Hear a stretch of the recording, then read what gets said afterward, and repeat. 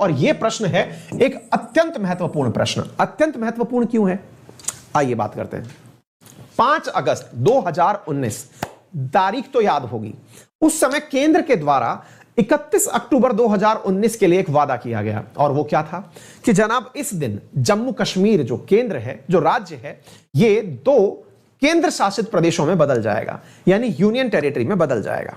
आज उस घटना को लगभग 1 साल 10 महीने हो चुके हैं।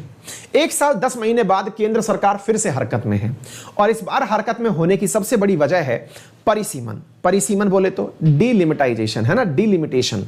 अब इसमें क्या होने वाला होता है, आपको मालूम होगा कि यहां पर जो डीलिमिटेशन का कार्य चल रहा है कश्मीर के अंदर, उस कश्मीर के विषय पर इन दिनों केंद्र सरकार के द्वारा कश्मीर के लोकल नेताओं को, जो 7 पार्टी के 14 नेता थे, उन्हें बुलाया गया, आमंत्रित किया गया। आमंत्रित करके उनसे भविष्य का कश्मीर कैसे हो, कश्मीर में विश्वास बहाली कैसे हो, चुनाव प्रक्रिया को कैसे रीस्टोर किया जाए, चुनाव सिस्टम को कैसे वापस लाया जाए, इसके बारे में पूरी भरसक प्रयास करके बातचीत हुई। इसी बीच में एक जानकारी निकल के आई, और वो ये है कि कश्मीर से 370 तो लिया गया, लेकिन 371 दिया जा सकता है क्या? बहुत ही इंपॉर्टेंट है, इसे जरूर लिखिएगा। क्या 370 का विकल्प बन सकता है आर्टिकल 371, जो कि आज भी भारत के 11 राज्यों में उपलब्ध है? तो जरूर इस पॉइंट को लिखें, और बहुत महत्वपूर्ण रूप से लिखें कि क्या 370 का विकल्प 371 बन सकता है? क्या है इसके बारे में, आइए मैं आपको बताता हूं। चलिए साथियों, तो मैं आपको बताता हूं। तो ये significant provision and basic structure, GS paper 2 से आप लोग इसे पढ़ रहे हैं। 370 को लेकर के, बहाली को लेकर के कश्मीरी नेताओं के लिए विकल्प के रूप में 371 हो सकता है। तो आज का जो हमारा सेशन है वो 370 से ज्यादा आपको बताएगा कि 371 क्या है। तो आर्टिकल 370 पे हुआ जो विवाद है, वो 371 से अगर दूर हो जाए तो ये अपने आप में एक बहुत बड़ी उपलब्धि होगी। मैं आपको जानकारी के रूप में बता दूं कि हाल ही में अगर आप इस फोटो को देख रहे हो, तो इससे आपको यह अंदाजा तो लग जाएगा कि प्रधानमंत्री के द्वारा हाल ही में जो लोग बुलाए गए थे, वहां पे दिल्ली में जो लोग बुलाए गए थे, उन लोगों को अगर आप देखते हैं तो यहां से आपको ये सारे के सारे नेता विद मनोज सिन्हा आपको यहां पर दिखाई दे रहे हैं। अगर आप इन लोगों को यहां पर देखें तो आपको इस बात का अंदाजा लग जाएगा कि यहां पर गुजरात में जिन जिन के भी स्टेक हैं उन सबको बुलाया गया है। फारूक अब्दुल्ला जी भी हैं, महबूबा मुफ्ती भी हैं, साथ में मनोज सिन्हा जी, गुलाम नबी आजाद जी, जितेंद्र सिंह जी, जो वहां के नेता हैं, इन सबको हाल ही में बुलाया गया। आर्टिकल 371 के रूप में चर्चाएं होना शुरू हुई। बड़ा सवाल बनता है कि आर्टिकल 371 आफ्टर ऑल है क्या? बहुत ही प्यारा आर्टिकल है, इसे जरूर समझें। आर्टिकल 371 भारत में वर्तमान में 11 राज्यों में चल रहा है। आइए जरा इस पर एक नजर डालते हैं। इसमें साथियों देश के अंदर विशेष प्रकार का दर्जा दिया जाता है। जिन राज्यों को विशेष प्रकार का दर्जा यहां पर दिया जाता है, उन सब की इमेजेस आपको यहां पर दिखाने का प्रयास किया गया है। इसमें होता क्या है, इसमें राज्य को एक विशेष दर्जा दिया जाता है, और सबसे बड़ी बात इसके अंदर जो किया जाता है वो ये है कि राज्य के रहने वालों को एक डोमिसाइल का दर्जा दिया जाता है। महत्वपूर्ण रूप से समझने की बात है। पहली चीज, विशेष दर्जा 371 में भी दिया जाता है, नंबर 1 बात। और दूसरी इंपॉर्टेंट बात यह है कि यहां पर डोमिसाइल यानी कि यहीं के निवासी को विशेष महत्व भी दिया जाता है। विशेष महत्व के नाम पर क्या हो सकता है, आइए मैं कुछ उदाहरण के साथ आपको बताता हूं। साथियों सबसे पहली बात, 11 राज्यों में जो उपलब्ध विकल्प है उसके बारे में अगर मैं आपको बात बताऊं तो उदाहरण के रूप में समझें आप। यह कानून हिमाचल प्रदेश में चलता है, यानी कि आर्टिकल 371 हिमाचल प्रदेश में है। हिमाचल प्रदेश के अंदर जो कानून है 371 के तहत, यानी आर्टिकल 371 के तहत, वहां पर कोई भी गैर हिमाचली व्यक्ति जो हिमाचल प्रदेश का नहीं है, वो वहां पर कृषि योग्य भूमि परचेज नहीं कर सकता। बिल्कुल वैसे ही तो जैसे आर्टिकल 370 के तहत उपलब्ध किया गया था, 35A के तहत कश्मीर के अंदर उपलब्ध था, वैसे ही तो यहां पर भी हिमाचल में भी ऐसा है कि कोई गैर हिमाचली व्यक्ति जमीन परचेज कृषि के लिए हिमाचल में नहीं कर सकता। फिर आप पूछेंगे तो ये तो अच्छी बात है ना सर, तो ये तो बिल्कुल वैसे ही है। तो फिर आप पूछेंगे कि सर ये तो हिमाचल में भी है तो हटाया जाना चाहिए, ये तो बेकार बात है। रुकिए, आपने ध्यान से नहीं सुना। कृषि योग्य भूमि परचेज नहीं कर सकता, लेकिन गैर कृषि योग्य तो कर सकता है। कमर्शियल लैंड तो परचेज कर सकता है, माइंस तो परचेज कर सकता है, सरकारी जमीन पर तो आ सकता है, यह काम हो सकता है। यानी कि एग्जैक्टली सरकारी जमीन तो आप यूज कर सकते हो, लेकिन आप कृषि योग्य भूमि नहीं ले सकते। नंबर 1 बात, ठीक है। हिमाचल प्रदेश में तो कानून यह कहता है। ऐसे ही मिजोरम के अंदर भी है। मिजोरम में क्या है, कोई गैर मिजो, ये वही वाला मिजोरम है जहां पर बच्चे पैदा करने पर 1 लाख रुपए का इनाम है। मिजोरम के अंदर गैर मिजो आदिवासी जमीन नहीं खरीद सकता, ये मिजोरम के अंदर है। लेकिन सरकार भूमि का अधिग्रहण कर सकती है और इंडस्ट्रीज को दे सकती है। अच्छी बात है ना। अगर जम्मू कश्मीर में भी ऐसा हो जाए कि सरकार जो है वो कृषि योग्य भूमि को रहने दे लेकिन इंडस्ट्रीज को तो आने दे, सही मायने में विकास ही तो करना चाहते हैं आप लोग। इसी प्रकार से साथियों भारत के विभिन्न राज्यों में जो सबसे बड़ी, मतलब विशेष रूप से आप ऐसे समझिए कि जम्मू कश्मीर में जो सबसे बड़ा विवाद है वो इस बात का है कि वहां के लोगों को लगता है कि वहां पर एनक्रोचमेंट बढ़ जाएगा, बाहर से आकर के लोग रहने लगेंगे। बिल्कुल नहीं, सरकार का कहना है कि कृषि योग्य भूमि आपके लिए छोड़ देंगे। तो ये तो बहुत बड़ी बात है। अच्छा, एक और सवाल बनता है, सर फिर भी यहां के नेता लोग जो हैं, जब परिसीमन यहां चल ही रहा है और परिसीमन अगस्त में पूरा कर लिया जाएगा, फिर भी महबूबा मुफ्ती ने यह कहा है कि जब तक स्टेटहुड वापस नहीं आ जाता वो चुनाव नहीं लड़ेंगी। ऐसा उन्हें क्यों लग रहा है?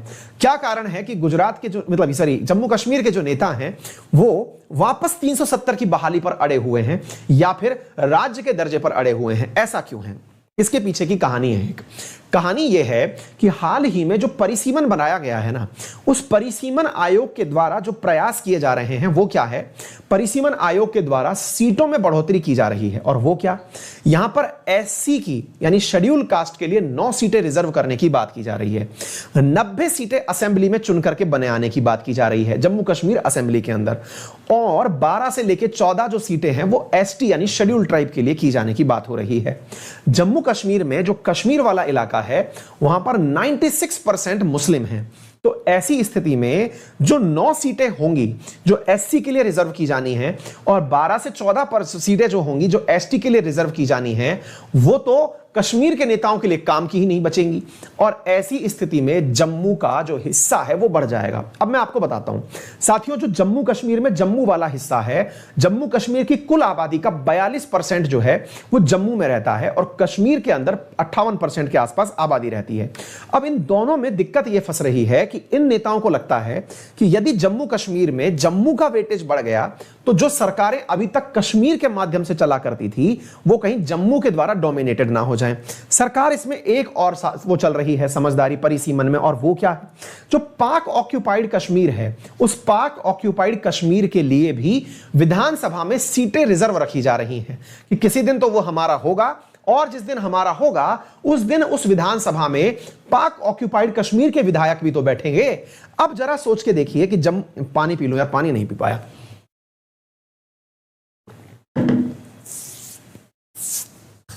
तो अब क्या है कि अगर पाक ऑक्यूपाइड कश्मीर के भी विधायक बैठेंगे और अगर जो कश्मीर है उसे पाक ऑक्यूपाइड कश्मीर के साथ मिलाकर के रिप्रेजेंट किया जाएगा तो फिर यहां पर सीटों का बंटवारा तुलनात्मक रूप से कम होगा। यूं समझिए, जम्मू कश्मीर 2 हिस्से हुए।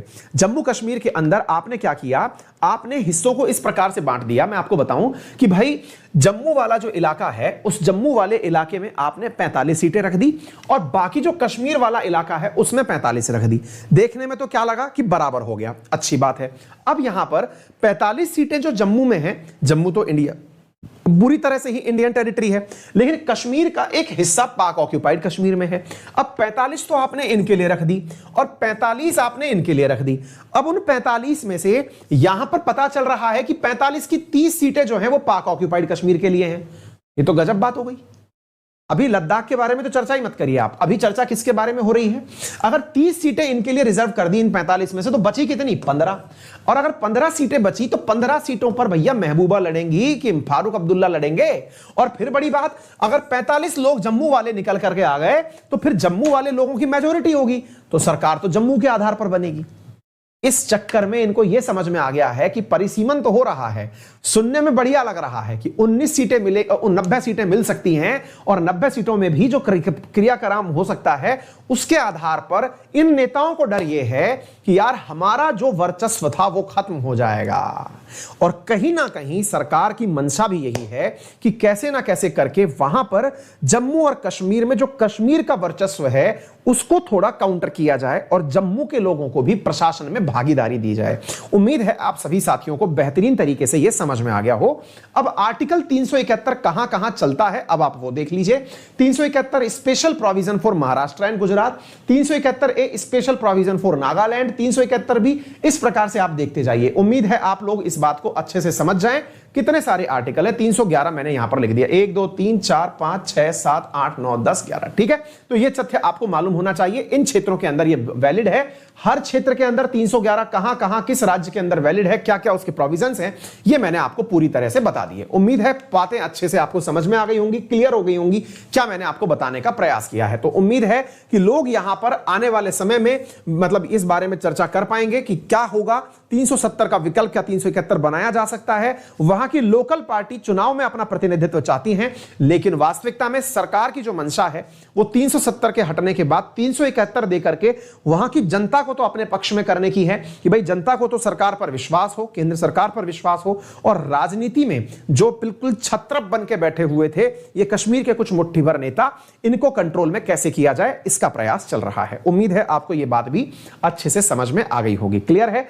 अगर आपको ये बातें सुनने में आ गई, इतने सारे बच्चे इस बात को सुन रहे होते हैं, वीडियो लाइक करने में कंजूसी क्यों करते हैं आप लोग हैं?